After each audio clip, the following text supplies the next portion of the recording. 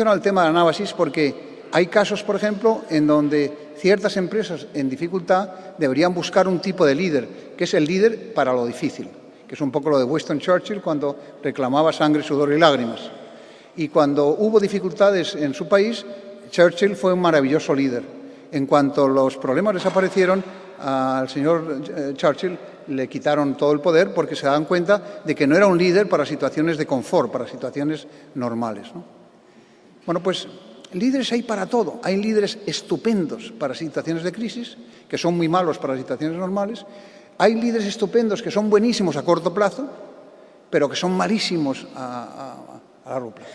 Entonces, yo lo que quería es hacer con ustedes el ejercicio de que a los líderes lo primero que vamos a hacer es aceptar que tienen que aceptar que las cosas han cambiado, en el sentido de que estamos pasando, lo queramos o no, de un liderazgo carismático, en donde el carisma humano, el carisma personal era clave, a un liderazgo compartido, a un liderazgo consensuado, a un liderazgo vigilado, a un liderazgo incluso perseguido. Y eso es lo que tiene que hacer un líder, aceptar que esas cosas han cambiado. Y que el carisma, eso del carisma, que duda tiene que es un valor que está ahí incorporado, pero que lo del carisma, cuando empezamos a hablar de líderes de hoy, empieza a ser peligroso. Sigue habiendo en este país, no sé por qué, y en muchos otros países, en concreto en Estados Unidos, gentes que se sienten llamados a ser líderes, que creen que tienen un derecho natural a ser líderes. Y no se dan cuenta que esa época ha pasado. El presidente Bush, que acaba de tener una derrota espectacular, era una persona que empezó diciendo que es que él era presidente de Estados Unidos porque había recibido una llamada. Y que si no hubiera recibido esa llamada, él estaría borracho en cualquier bar en California, pero que había recibido una llamada divina.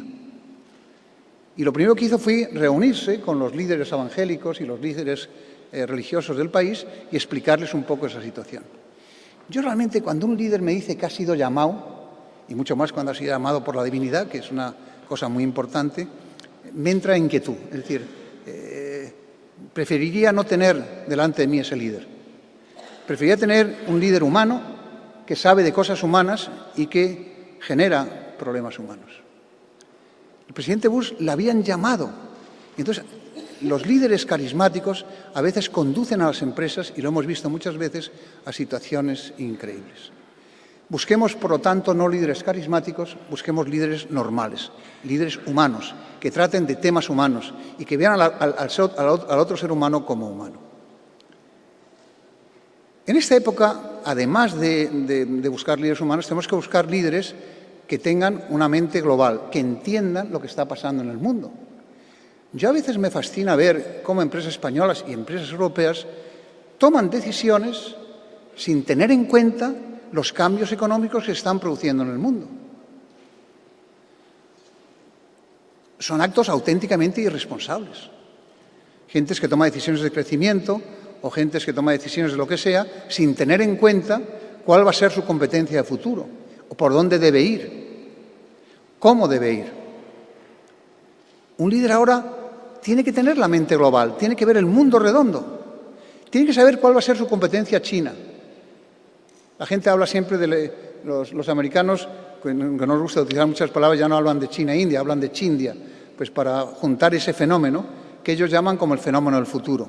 En España todo el mundo ya sabemos, al menos deberíamos saber, que cara al futuro económico, el eje del Pacífico va a ser un eje decisivo.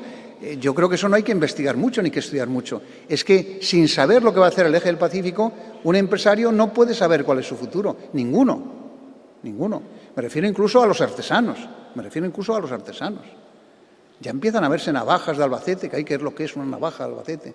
Hay que ver el símbolo patriótico que representa eso, de ferocidad y de hombría. Se hacen en Taiwán y se hacen en China. Y se hacen otras muchas cosas en China, como son todos los balones de fútbol. Todos los balones de fútbol se hacen en China. Alguien tiene que empezar a pensar en este país que sin contar con ese eje económico, aquí no hay futuro económico.